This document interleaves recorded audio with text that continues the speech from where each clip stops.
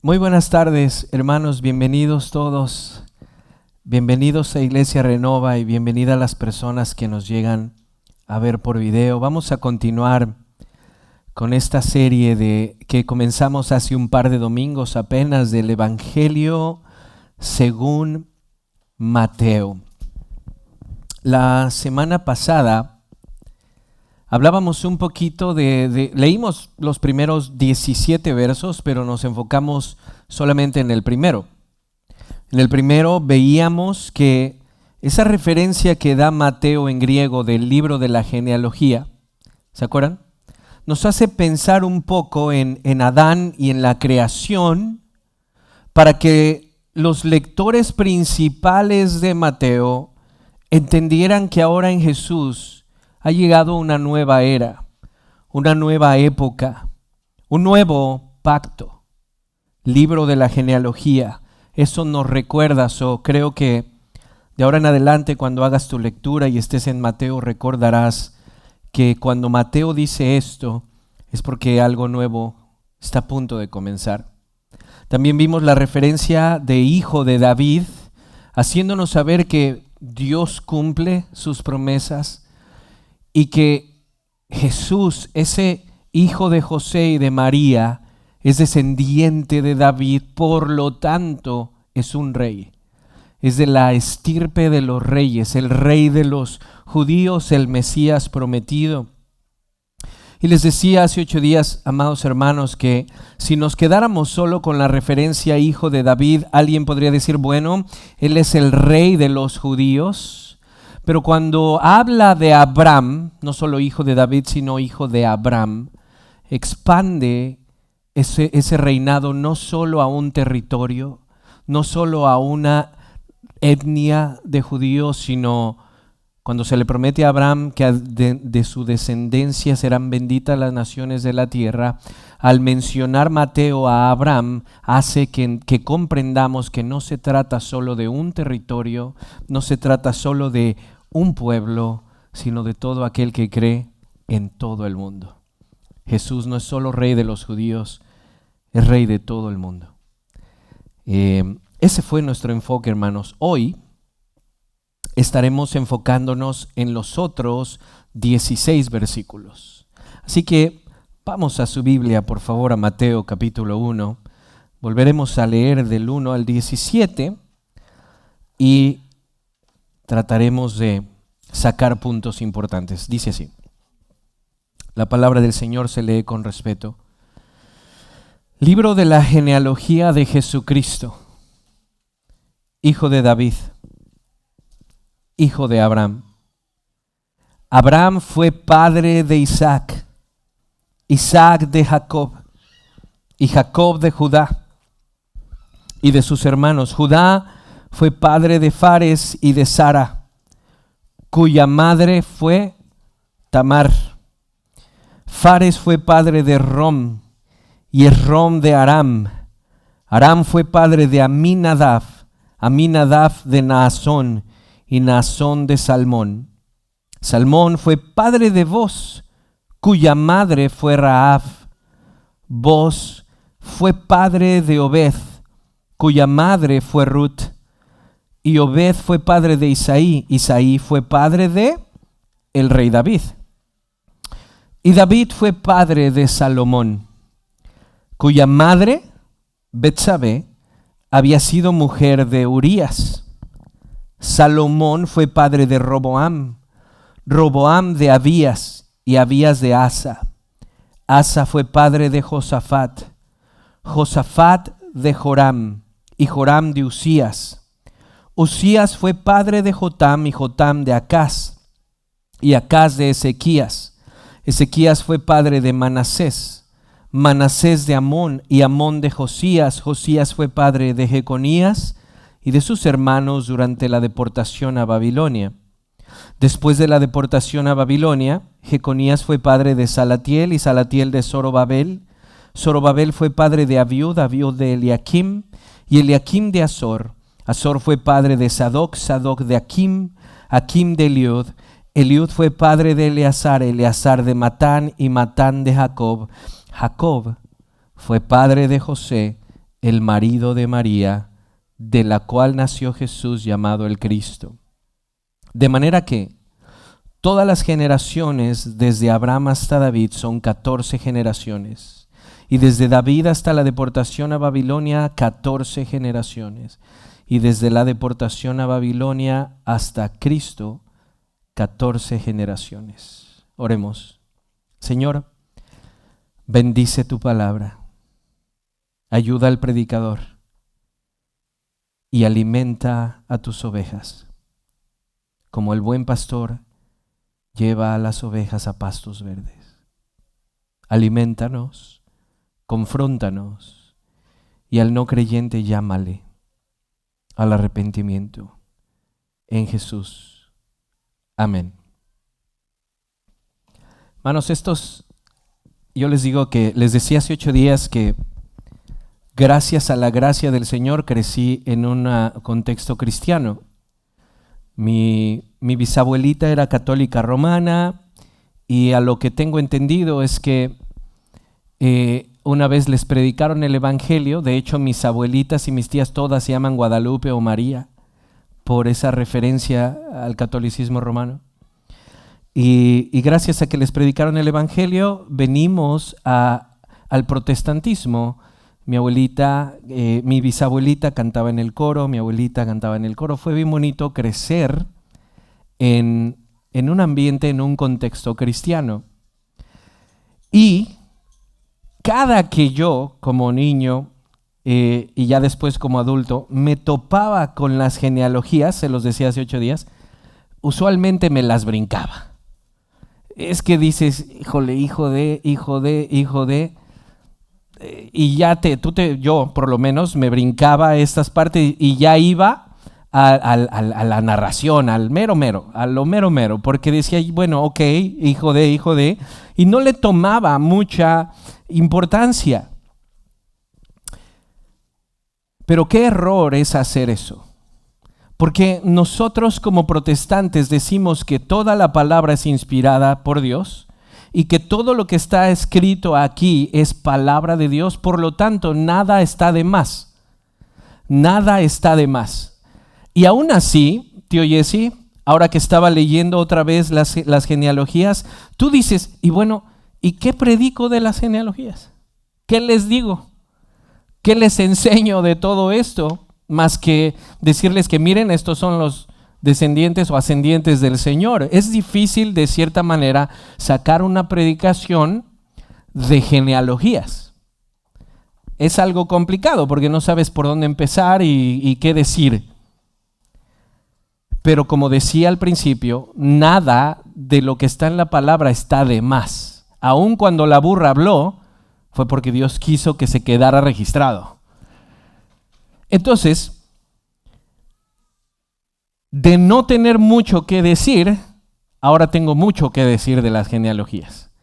Entonces quiero que veamos, hermanos, qué puntos vamos a estar hablando esta mañana. Y si hace 8 días fueron 3 y fueron muy rápido, hoy son 6. Y espero que pueda desarrollarlos lo mejor que pueda para el beneficio de nuestros corazones. Ok, hermanos, quiero que en esto de los 16 versículos que tenemos, veamos, punto 1, la genealogía en la mente judía, punto 2, las mujeres y gentiles en la ascendencia, punto 3, una ascendencia llena de pecado, punto 4, la soberanía de Dios, punto 5, una historia que contó Arcy, hermosa, y punto 6, las personas que no pintan, y no es de que no saben pintar, hermanos, sino que hay personas que no se toman mucho en cuenta en la historia. Entonces, empecemos a desarrollar acerca de esto de la genealogía, el primer punto. En la cultura hebrea y judía era demasiado importante saber de quién eras hijo. Y de hecho creo que aún hoy los registros son demasiado importantes, pero todavía en aquel tiempo era mucho más marcado, sobre todo en los judíos. Para ellos era muy importante saber de qué tribu eras y quién era tu padre. Era muy importante. Por eso vemos, no los voy a leer, pero ténganlos de referencia. Por eso vemos en Génesis 5, en Crónicas, en Reyes, en Samuel y en muchos otros lugares de la Biblia que se nos enfatiza mucho. Esta persona es hijo de él. Esta persona es hijo de él. Esta persona es hijo de él. En la literatura judía era demasiado importante saber quién era tu padre y de dónde venías tú. Y no solo por saber el dato, sino porque había una promesa muy importante. La promesa de que de los descendientes de Judá, hijo de David, llegaría aquel que sería el Salvador. Entonces, hermanos, toda la historia de la Biblia se mueve a través de eso. Por eso vemos muchas veces, y te invito que la próxima vez que leas tu Biblia, veas cuántas veces se enfatiza, él era hijo de, él era hijo de, y él era hijo de. Porque parece que en la historia se está buscando esa conexión de dónde y cuándo va a venir aquel que nos va a salvar. Entonces, este punto 1 es muy importante, sobre todo para aquel tiempo. Saber de dónde viene tal persona. Y en esta genealogía que vemos en Mateo, obviamente, es la más importante. Porque es de aquella que viene Jesús, el hombre más perfecto que pisó la tierra, y no solamente hombre, sino leíamos en el credo de Atanasio, el verdadero Dios. Imagínense eso, hermanos. La segunda persona de la Trinidad se hizo carne y tuvo parientes. Y esto es lo que Mateo nos está diciendo en estos primeros versos. Jesús tuvo parientes. Otra cosa muy importante de las genealogías, sobre todo de Medio Oriente, era que eran extremadamente patriarcales. ¿Sí? Siempre se decía Abraham, Isaac, Jacob. Y se mencionan muchas veces, y hay un énfasis muy importante de los hombres en las genealogías. Y no se trata de machismo, se trata de orden. ¿Recuerdan cuando hablamos de la serie de la familia? Son dos roles diferentes, pero es misma dignidad. No se trata de machismo, se trata de roles que Dios ha diseñado. Por eso las genealogías estaban muy marcadas por hombres. Pero algo muy interesante de la genealogía de nuestro Señor es que se enfatizan 5 mujeres. No es de que en otras genealogías no se hayan mencionado mujeres. Sí se mencionaban esporádicamente, pero en el Antiguo Testamento era muy marcado el hombre siempre. Y esta vez Mateo mete 5 mujeres en la genealogía. Entonces, el primer punto es entender que la genealogía es muy importante en la mente judía. ¿Sí? ¿Están conmigo? Es importante. Tienen que rastrear de dónde vienes y de dónde vendría el Mesías. Por eso Mateo es enfático. Este que estoy diciendo es el hijo de David. ¿Cómo me lo pruebas? Mira, hijo de, hijo de, hijo de, hijo de. Él es el prometido. Él es el cumplimiento. ¿Sí están conmigo? Pero ese es el punto 1. El punto 2 es que es la primera vez que en una genealogía se mencionan tanto y de una manera muy enfática 5 mujeres. Y no solo 5 mujeres, sino que 2 de ellas son gentiles. Hay un énfasis, voy a repetir, de repente repito mucho las cosas, pero es importante. Dicen que la clave del maestro es la repetición. Hay un énfasis en la teología de hoy muy grande en Israel como pueblo de Dios, sin importar lo que hagan y sin importar que sean. Dicen, el pueblo que está allá en Palestina es el pueblo de Dios. Pero si nos damos cuenta, aún en la genealogía del Señor ya no es una genealogía puramente judía, hermanos, porque hay 2 mujeres gentiles ahí. Y recuerden qué fue el primer verso: hijo de David, pero no solo hijo de David, hijo de Abraham. y debajo de la bendición que había Abraham iban a abarcar todas las naciones. Entonces, cuando Mateo nos pone mujeres, y no cualquier mujer, sino que 2 de ellas son gentiles, nos está haciendo saber también que Cristo está redimiendo mujeres gentiles. No sé si me estoy explicando. Y que en el plan de salvación no era solamente los judíos, sino que, hermanos, la bisabuela del Señor era gentil. Eso es impresionante, porque defendemos demasiado judío, judío, judío, judío, y yo no tengo nada en contra de los judíos. Son el pueblo de Dios, todos aquellos que creen, y en el Antiguo Testamento era un cuerpo. Pero qué cosa que su bisabuela era gentil. Entonces, hay 5 hermosas mujeres mencionadas en esta genealogía del Señor, y 2 de ellas gentiles. Vean lo que dice la Biblia de Estudio de la Reforma. Hoy, hermanos, voy a dar varias citas. Aguanten. Yo sé que es una predicación, no una clase, pero estas citas creo que ellos lo dicen mucho mejor que yo. Entonces, leerlo nos ayuda demasiado. Entonces, sean pacientes conmigo y lean las citas. Vean lo que dice la Biblia de la Reforma en cuanto a la genealogía. Pónmelo, por favor, mijo. Dice: usualmente no se solían nombrar mujeres en las antiguas genealogías del antiguo Medio Oriente, pero forman parte esencial del propósito de Dios al enviar a Cristo.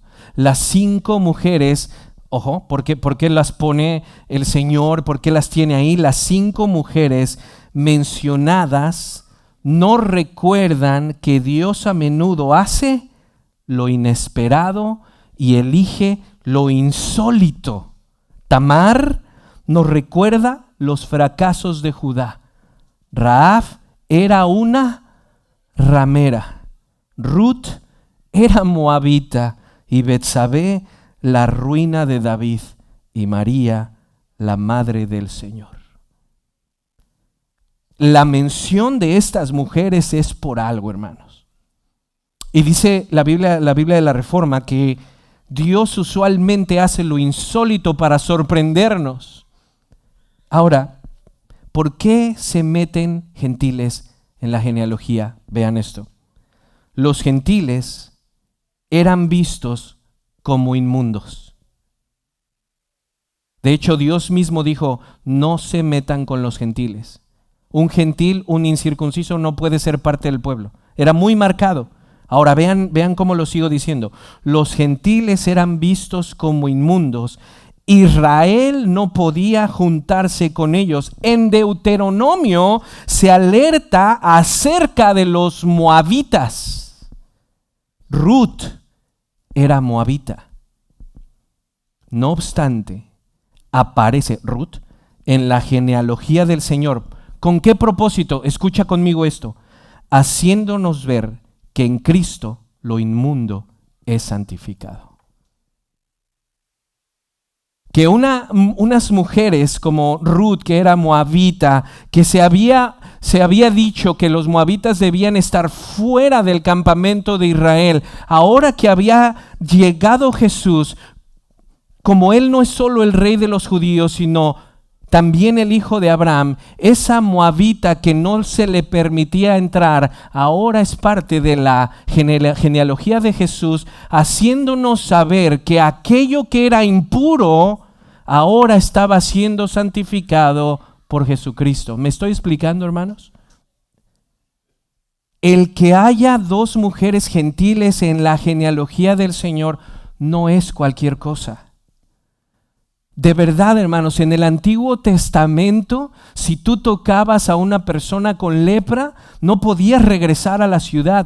Tenías que ir a cierto lugar y hacer ritos para limpiarte. Si una mujer estaba en su tiempo de menstruación, no le era permitido acercarse, y el hombre no podía tocarla, porque si la tocaba en ese momento, él quedaba inmundo.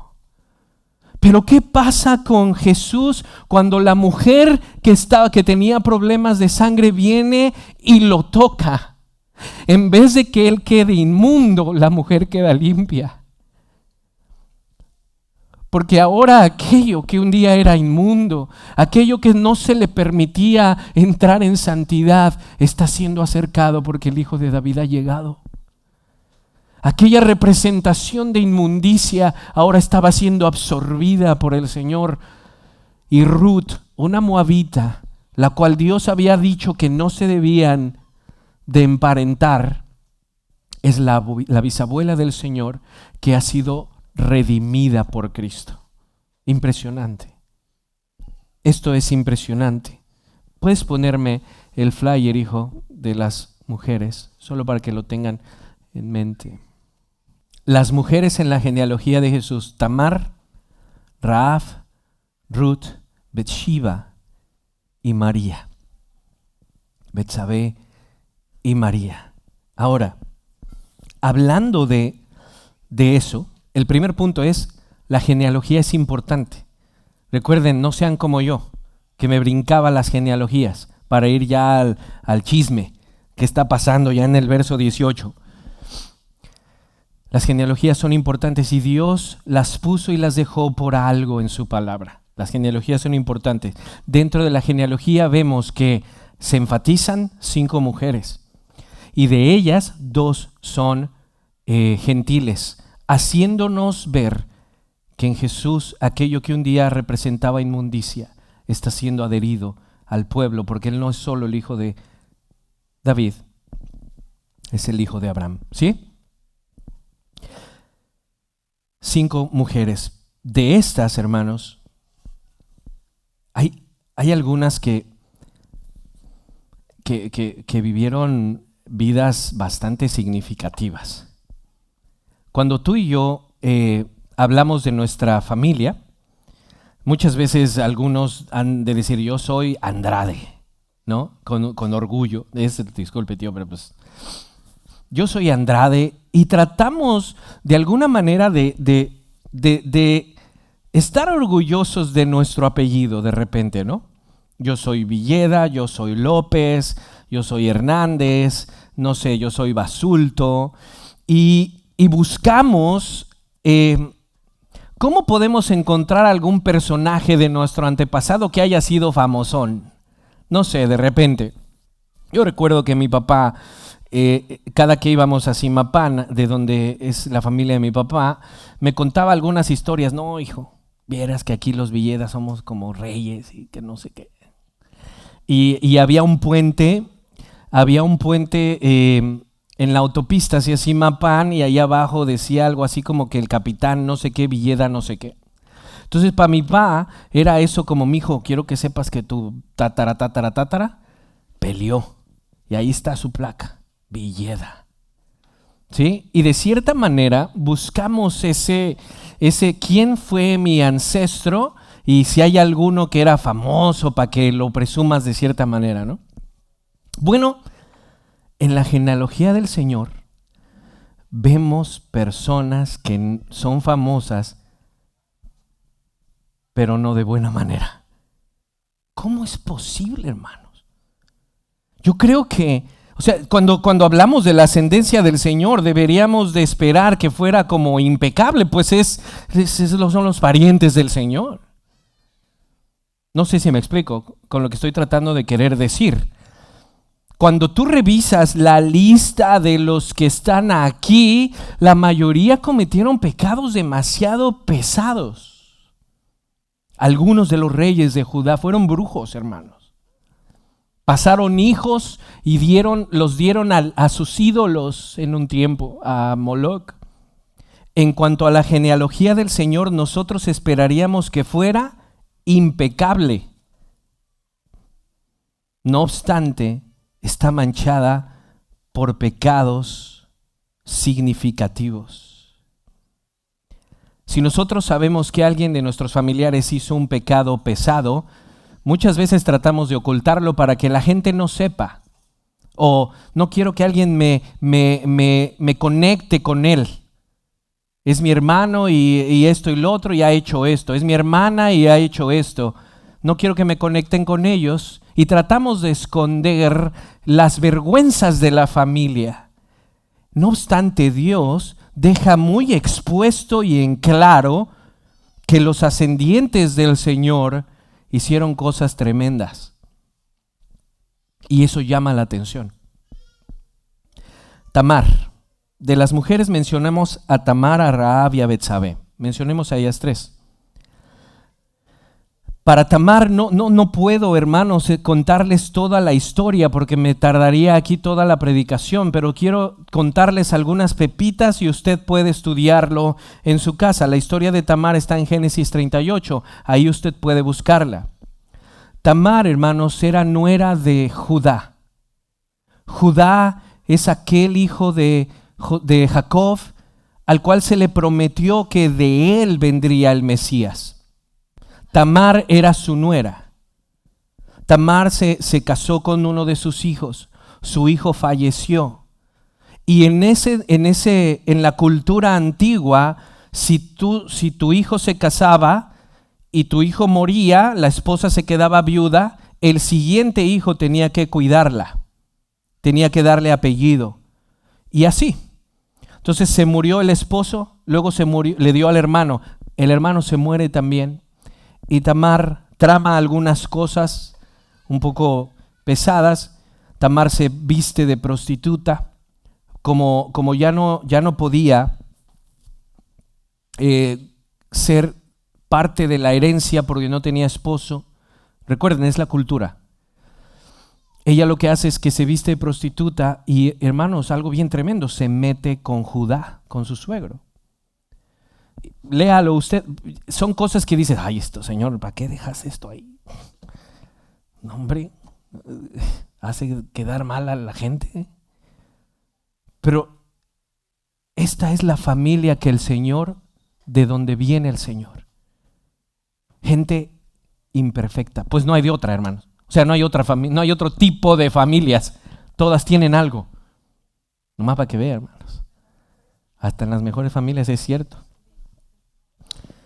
Y bueno, lea la historia, solamente sepa que Tamar se metió con su suegro y Judá, pensando que era una prostituta, se mete con ella, después se entera que era su nuera y hay un rollo. Después Rahab, ¿se acuerdan que Rahab estaba en Jericó? En las murallas de Jericó. Cuando Josué, ¿están conmigo? Y llenas de pecado, hermanos, de pecados significativos, y el Señor los deja expuestos a nuestra vista. Rahab se dice que era una prostituta, hermanos. Rahab. Cuando Josué está a punto de entrar a la tierra prometida y está en las murallas de Jericó, manda a unos espías. Y estos espías encuentran la casa de Rahab y Rahab los protege porque cree en el mensaje que ellos traen y ella fue salva por fe, a pesar de que era una ramera. Entonces vemos en Tamar el pecado, en Rahab una vida de prostitución y el Señor le cambia la vida. Y es salva por fe mediante ese mensaje que traían los mensajeros de Josué. Vean lo que dice el pastor Pérez Millos en cuestión de quién era Rahab. Por favor, se dice que Rahab era una ramera. Probablemente había sido, ojo a esto, probablemente había sido una sacerdotisa de Acera, en cuyo culto se incluía el ritual de la prostitución sagrada. Wow. Vean quién fue familiar del Señor. Una mujer que probablemente pertenecía a una red de prostitución para la diosa Acera. Y luego dice, no solamente podría ser eso, sino o pudiera ser que fuese una mujer sencillamente prostituta sin tener que ver con el ídolo. Pero lo que sí era seguro era que esa mujer llevaba ese estilo de vida. Y cuando tú y yo pensamos en eso, decimos, híjole, no obstante, el Señor viene de una mujer así. Y una mujer así, hermanos, fue alcanzada por la gracia del Señor. Y transformada, estoy seguro. Van conmigo. Y no solo eso, era gentil. Rahab y Ruth. Era aquellas mujeres que se les prohibía en el Antiguo Testamento, no solo a las mujeres, a los hombres también, pero estamos hablando de mujeres, se les prohibía ciertas cosas. Pero en Cristo, hermanos, hay santificación, hay acercamiento, sin importar cuál haya sido tu vida. No sé si me explico. Y vean que nos estamos yendo a puntos fuertes y que son ascendientes del Señor. Otra mujer mencionada que tiene algo significativo es Betsabé. Y bueno, Betsabé, ella de cierta manera pienso que no tuvo tanto la culpa como lo tuvo David. Sí, porque era el rey. El rey, para los que no saben, se los cuento un poco. David era rey de Judá y tenía muchísimo poder, más bien rey de Israel, y tenía mucho poder. Entonces David, sí, como rey tenía el poder de pedir a una doncella y se la hacían llegar por quien era él. Y eso no quiere decir que Dios lo aprobara, hermanos. Entonces cuenta la historia, ustedes la pueden leer en el libro de Samuel, que David la vio bañarse, ella estaba tomándose un baño en su casa, la deseó con locura y pidió tráiganmela, la llevaron ahí, tuvo relaciones con ella, la embarazó, siendo que el esposo de Betsabé era uno de los comandantes de David que estaba luchando en ese momento mientras él estaba aprovechándose. Y tú dices, ¿cómo es posible que esto venga de la familia del Señor? Una ascendencia de pecado, hermanos. Porque definitivamente no hay otro tipo de familias, como decía hace un momento. Y lo que hace David, lo que trama David es de un corazón que dices, ¿cómo es posible? Urías era el esposo y él está por allá peleando, yo me lo imagino al frente de la batalla, por el rey David. Y mientras el pariente acá hablándole a Betsabé, la embaraza, y cuando se entera que está embarazada, parece hasta una novela, ¿no? Cuando se entera que está embarazada, manda llamar a Urías de la guerra, le dice a su comandante, ¿sabes qué? Tráeme a Urías, pero de volada. Y quiero que lo invita al palacio, lo pone a tomar y le dice, ve a tu casa y llégate a tu mujer, pues así ya no van a decir que es mi hijo. Imagínense, hermanos. Y sale él ya tomado del palacio y se queda en la puerta del palacio dormido. Y David se da cuenta el otro día y le dice, ¿cómo no fuiste? Y fíjense el corazón de Urías le dice a David, ¿cómo he yo de ir a mi casa y estar con mi mujer y dormir en una cama mientras el ejército de mi señor está peleando? Lo que hace es mandarlo matar. Él pide que lo regresen a la guerra y que lo pongan al mero frente de la batalla. Y Mateo dice, hijo de David. Y la Biblia dice, un hombre conforme al corazón de Dios. Una genealogía, hermanos, una ascendencia que esperaríamos que tuviera una mejor historia. Pero sabes, esto nos da esperanza. Esperanza para ver que hay pecados y pecadotes y el Señor los ha redimido. David, decíamos en la mañana, David va a tener su hijo con Betsabé y el profeta Natán viene y le llama la atención porque el que sea creyente no se va a librar de lo que hizo. El profeta le llama la atención y le dice, tu hijo morirá. Y David, ayuna, ora, grita, berrea, pero el hijo muere. Después de ese hijo viene Salomón. Y de ahí viene el Señor Jesús. Vean lo que dice el pastor Pérez Millos una vez más. El Espíritu deja constancia de que aun aquellos que son conforme al corazón de Dios son pecadores. Todos, sin excepción, tenían la necesidad, por favor ve esto, todos, sin excepción, tenían la necesidad del perdón divino.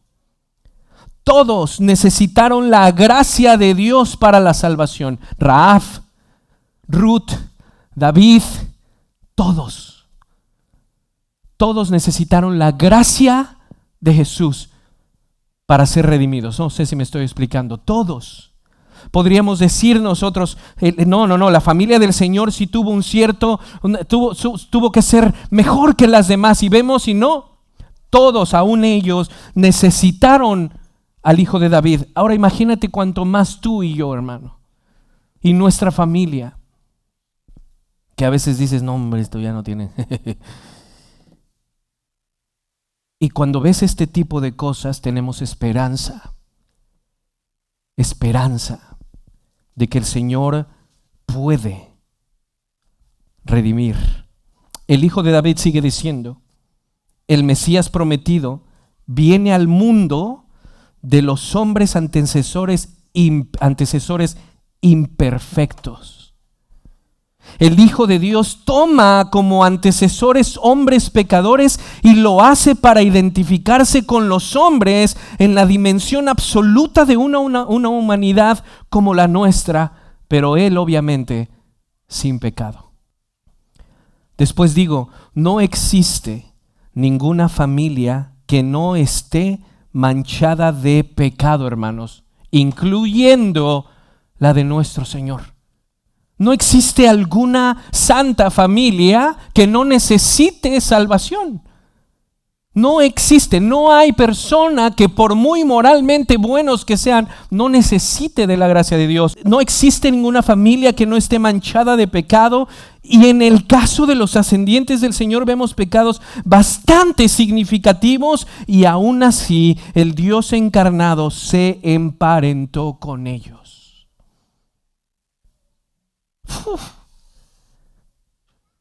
Aún así, a pesar de cómo somos, Él se hizo carne. Y no solo se hizo humano, tuvo familia. No sé si se acuerdan que en una parte del Evangelio dice que sus hermanos carnales no creían en Él. Sus hermanos no creían en Él. Hebreos 2:14 dice,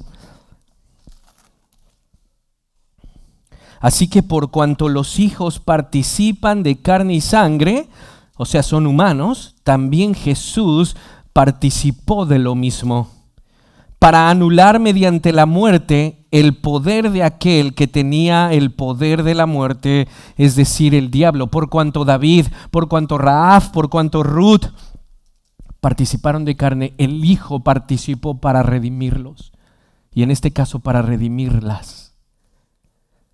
A una mujer prostituta, a una nuera que hizo ciertas cosas. Wow, hermanos. Y librar 15 a los que por el temor a la muerte estaban sujetos a esclavitud durante toda la vida. Ahora esto es algo impresionante. El Señor redime humanos y no redime ángeles. Vean 16. Porque ciertamente no ayuda a los ángeles, sino que ayuda a la descendencia de Abraham. ¿Y quién es la descendencia de Abraham según lo que vimos hace 8 días? Todo aquel que cree. Y por tanto, tenía que ser hecho semejante a sus hermanos en todo, a fin de que llegara a ser un sumo sacerdote misericordioso y fiel en las cosas que a Dios atañen, para hacer propiciación por los pecados del pueblo. Pues por cuanto él mismo fue tentado en el sufrimiento, es poderoso para socorrer a los que son tentados. Jesús participó de nuestra humanidad y sabe lo que pasamos como humanos, hermanos. Él entiende nuestros problemas porque Él, a pesar de que era Dios, era humano y se encarnó para poder salvar a esos ascendientes que estaban llenos de pecados, y a ti y a mí. Si nosotros viésemos a un David hoy haciendo lo que hizo, diríamos: esto no tiene remedio. Bebe esto, hermano, bebe esto, amigo, pero en Cristo hay esperanza.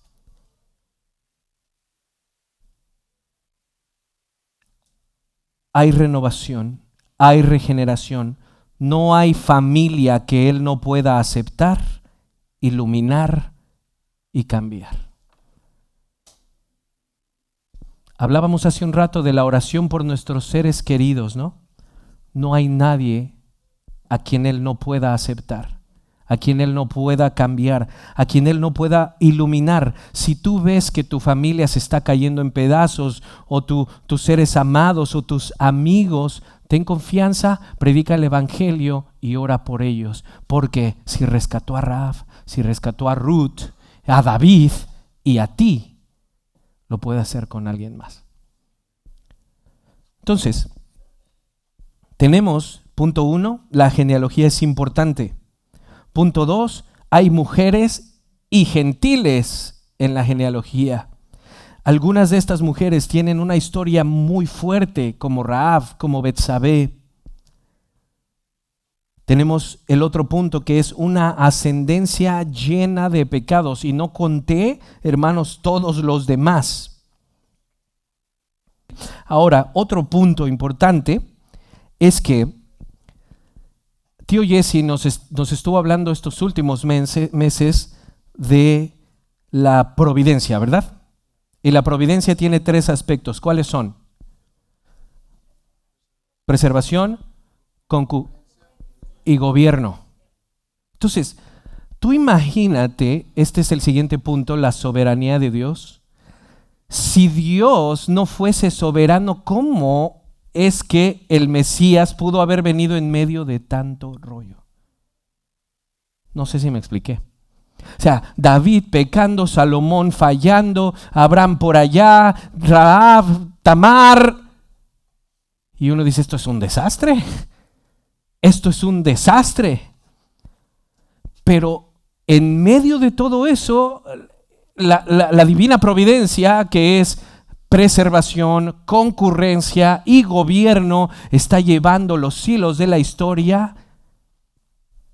Y Cristo vino cuando tenía que venir, de la familia que tenía que venir, a pesar de todos los pecados que se cometieron. Él siempre fue fiel en cumplir sus promesas. Entonces, la historia no se podría contar si no hubiese soberanía de Dios. ¿Cómo le hacemos para entender? ¿Cómo le haces tú para entender tu historia? La tuya. Dios va dirigiendo cada detalle de la historia y de la vida, hermanos. Y es por eso, dice, regresemos a Mateo rápidamente. El último versículo, el versículo 17, dice que las generaciones de Abraham son 14, y después de David a Babilonia 14, y de Babilonia a Cristo 14, ¿sí? La razón, dicen los comentaristas, la razón del por qué se divide en 14, cuando tú vas a estudiar las genealogías, realmente no son 14. Hay algunas que son más, hay algunas que son menos. Pero lo que Mateo quiere enseñarnos al dividir la historia en 14 es que hay un orden de las cosas.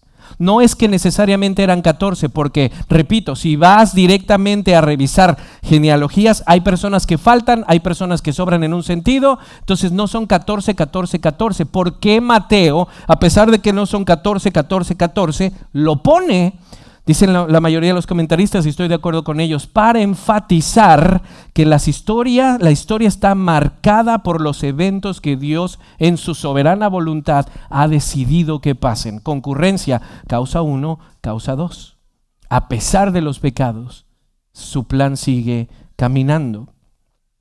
Con todo esto que hemos visto de lo que pasó con Tamar, con Betsabé y todo eso, ¿cómo es que se podría haber llevado a cabo la redención si Dios no fuera soberano en la historia? No hay manera, hermanos. Por eso, entendiendo ahora más la divina providencia, vemos que a pesar de todo lo que pasó, Dios seguía controlando y gobernando la historia. Y así gobierna tu vida. Y así gobierna tu familia. Los hechos, a pesar de que hay hechos pecaminosos que cometemos tú y yo, detrás todavía sigue la mano de Dios sosteniendo nuestro corazón, sosteniendo la historia. Esto es impresionante. El pastor, una vez más, disculpen, el pastor Samuel Pérez Millos comenta, en el arcano o misterio o propósito de Dios se había establecido en el propósito de Dios se había establecido quién, cómo y cuándo de la salvación. Mucho antes de que el hombre fuese creado y mucho antes de que hubiese, por su pecado, necesitado un Salvador. ¿Por qué Mateo acomoda en 14? Hacernos ver que esos momentos puntuales son la soberanía de Dios. 14, 14, 14, vean. En el pensamiento de Dios estaba ya determinada la línea humana que había de conducir hasta Jesús, el Verbo encarnado. La soberanía fue puesta al servicio del plan de redención expresada en la elección, preservación y sustentación de quienes desde el plano de la humanidad habían de llegar hasta el Redentor del mundo, Dios hecho hombre. El humanismo trata de sustituir la soberanía por compasión mediante la hipótesis de la necesidad del hombre caído que mueve a Dios para salvarlo. Hermano, dale una vista otra vez a esto y saborea lo mejor, porque hay cosas que se tienen que leer 2, 3 veces para agarrarle bien el sentido. El humanismo trata de sustituir la soberanía por compasión mediante la hipótesis de la necesidad del hombre caído que mueve a Dios para salvarlo. Quienes así piensan lo hacen sin tener en cuenta la verdad bíblica del propósito soberano de Dios. Es la soberanía que determina, planifica y ejecuta la obra redentora en la que Dios se vincula al hombre para vincular al hombre con Dios. La elección de los antecesores de Jesús, establecida en muchas ocasiones contra la lógica del hombre y las leyes de la herencia, son una prueba de la acción soberana de Dios. ¿Cómo alguien podría? Es que, hermanos, esto es impresionante. La genealogía del Señor fue elegida en la eternidad a pesar de cómo eran. Lo mismo tú. Te amó a pesar de quién eres. Y separados e inmundos nos acerca y nos santifica. Ahora, ya casi termino. Les decía yo que muchas veces nos brincamos estas cosas y les digo, es difícil dar una predicación de una genealogía. Y pues lo que puedo, estoy tratando de dárselos de esto. Entonces yo les decía, usualmente nos brincamos esto de las genealogías para ir ya a la carne de lo que está pasando. Pero hay un testimonio de R.C. Sproul bellísimo, hermanos, bellísimo. Se los leo. Una muchacha, una misionera, algo que le pasó impresionante. Vean conmigo. Hace varios años, este es R.C. Sproul contando, ¿sale? Hace varios años, una amiga mía, misionera con Wycliffe Bible Translators, trabajaba entre un pueblo que nunca había escuchado el evangelio en su propio idioma. La gente no sabía ni leer ni escribir, por lo que toda su comunicación era oral. La primera tarea de la misionera fue aprender el idioma de la tribu. Luego, tuvo que convertir ese idioma oral en forma escrita y enseñar a la gente a leer y escribir. ¡Qué corazón! Fue una tarea laboriosa que tomó muchos años. Solo después de haber logrado todo eso, pudo emprender la tarea de traducir la Biblia a ese idioma. Comenzó, ¿con qué creen? Con el Evangelio de Mateo, a traducir. Para agilizar el proyecto, ¿qué hizo? Omitió la genealogía para llegar a lo esencial y sustancia de la historia de Cristo, lo mismo que hace uno. Y luego envió su trabajo de traducción para ser impreso por una editorial en una ciudad distante, pero quitando los 17 versos de la genealogía. ¿Van conmigo? Esperó meses para que las primeras copias de Mateo llegaran al campamento, y cuando los camiones llegaron con las Biblias, o al menos con el Evangelio de Mateo, la gente estaba mucho más interesada en los camiones que en la traducción. Después de haber pasado 10 años en el proyecto, ella quedó devastada al ver que a la gente no le importaba en absoluto. Sin embargo, perseveró en su labor y en la segunda edición de Mateo incluyó la genealogía. Cuando ésta llegó, es decir, la nueva traducción con ahora sí los 17 versos de la genealogía, cuando ésta llegó, la misionera explicó la genealogía al jefe de la tribu y él dijo: ¿estás tratando de decir que este Jesús del que nos has estado hablando durante 10 años fue una persona real? Ella respondió: por supuesto. Él dijo: pensé que nos estabas contando una historia sobre algún personaje mítico. Una vez que entendió que este Cristo era real en el espacio y el tiempo, el jefe vino a Cristo y poco después toda la tribu. Porque nada en la palabra del Señor está de más.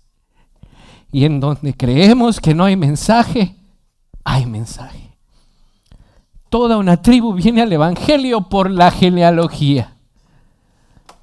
¡Wow, hermanos! ¡Wow! Eso nos hace humillarnos cuando hacemos nuestra lectura y queremos brincarnos pasajes. Ya me lo sé. O este no. Es impresionante que el Señor utilice su genealogía para traer una tribu a sus pies. Y dense cuenta, la muchacha tuvo que haber hecho todo para explicarles bien el Evangelio y nomás no. ¿Por qué? Porque el Señor había determinado que era a través de comprender la genealogía para enseñarnos que lo que a nuestros ojos puede no ser importante, es importante. Y para lo que a algunos aburre, para otros es un tesoro. ¿Sí me explico, hermanos? Quiero terminar con algo que no sabía si meter o no, porque ya va un poquito más allá, pero creo que no está de más. No está de más. Entonces, vuélveme a poner el primer slide, el primerito, hijo, para repasar los puntos. Y ya nos vamos, no se preocupen. Ya sé que estén tan peor que los de la tribu. Ahí va. Vimos, la genealogía en la mente judía es importante. 2, las mujeres y gentiles en la ascendencia. Una ascendencia llena de pecado, y solo hablamos de algunos. Después en lo de las divisiones en 14 vemos la soberanía de Dios. Y ahorita les acabo de contar la historia que dijo Arcy de su amiga misionera. Pero el último punto que les decía, que no sabía si meter o no, pero creo que sí, es las personas que no pintan dentro de la historia. Y repito, no es de que no sepan pintar, sino que en la genealogía que tenemos, Arnoldo, aquí, hay un par de personas que, leyendo los diferentes comentarios que estoy tratando de estudiar para alimentarme y alimentarlos, este par de personas, hermanos, no se sabe absolutamente nada de ellos. nada. Buscas en el Antiguo Testamento, buscas en nada. Hay silencio de algunas personas que están aquí en la genealogía. Y el pastor Pérez Millos, de una forma muy pastoral, explica esto. Y quiero dejarlos con esto para finalizar. Todo lo que ya hemos hablado, pero esto. Vean lo que dice. Esrom y Aram no eran importantes para el mundo, pero lo eran para Dios, a quienes había traído a la existencia para ser carnales de su propósito redentor y a través de ellos introducir al Mesías en el mundo para llevar a cabo la redención del hombre. Ahora vean esta última frase, hermosa, llenó mi corazón como no tienen idea. Ocurre así también en la iglesia. Hay muchas personas que no estarán nunca en los anales de los héroes de la historia de la iglesia. Paremos tantito ahí. Hermanos, algunos de nosotros no vamos a ser reconocidos. Nuestro canal de YouTube nos van a ver mi mamá y mi abuelita.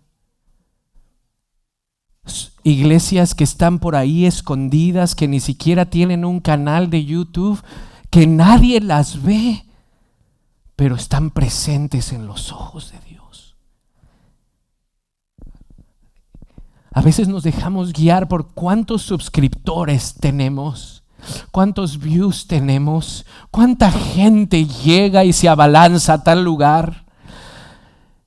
Pero vemos que hay personas que en la genealogía no pintan, no hacen ruido, pero delante de Dios están presentes, como si fueran millones y como si fueran importantes como lo son los más vistos. Y esta no es una mentalidad de fracaso, es una realidad, hermanos. Yo pasaba el viernes afuera de una iglesia. Nosotros somos una iglesia pequeñita. Pues esa estaba más pequeñita. Y le estaban dando duro con los coritos. Y se llenaba mi corazón. Que esa iglesia está tan presente como una de 3,000 delante del Señor. Hay cosas que tú haces para tu familia, para un hermano, y nadie lo ve. Y a lo mejor sí esperas que alguien te lo diga, gracias. No importa, hermano, Él lo ve. A lo mejor no serás famoso.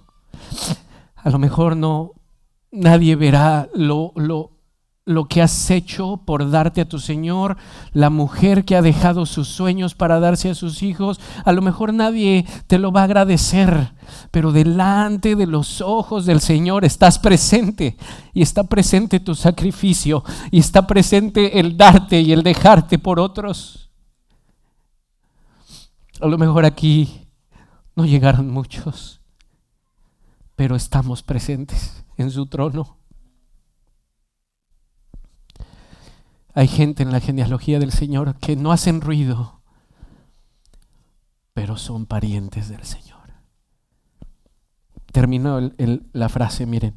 Hay muchas personas que nunca estarán en los anales de los héroes de la historia de la iglesia. Miles de creyentes desapercibidos, incluso para sus propios hermanos, pero que son conocidos para Dios. Su historia no está registrada en libros de hombres, pero sus nombres están presentes para Dios en su libro de la vida. Un día, ante su presencia, reconocerá ante todos lo que para muchos estaba oculto, pero siempre visible para la mirada de la omnipresencia. Siempre y cuando tú estés haciendo lo que el Señor te pide, no te preocupes porque te aplaudan, no te preocupes porque te elogien. Estás presente en el corazón del Señor. Oremos. Gracias, Señor, por tu palabra. porque sacas pepitas de oro de donde para uno probablemente no podría haber mucha sustancia. Ayúdanos a crecer en nuestro entendimiento, nuestro corazón, Señor, a través de estos detalles que dimos hoy de la genealogía. Oh Señor, gracias. Gracias por encarnarte y tomar y redimir personas como parte de tu familia y nosotros, que no lo merecíamos y nos amaste, que aún cometemos errores y nos soportas. Señor, ayúdanos a apreciar más tu palabra, incluso estas partes donde pareciera que no hay nada, como le enseñaste a tu sierva que estuvo en esa tribu, Señor. Qué lección de humildad para todos nosotros, no solo por el trabajo que hizo ella, sino porque llamaste a una tribu solo de la genealogía. Impresionante. Y por último, a cada uno de nosotros, que probablemente no pintamos, Señor, la gran cosa, saber que tú nos ves, saber que tú nos aprecias. Da esa seguridad a mí y a tus hijos. Todos aquellos que han hecho bien y les han pagado con mal, todos aquellos que han dejado muchas cosas por ti y parece que nadie lo nota, hazles ver que tú sí lo notaste. Gloria al Trino Dios. Gloria al Trino Dios. Su palabra sea eficaz en nuestros corazones. Amén.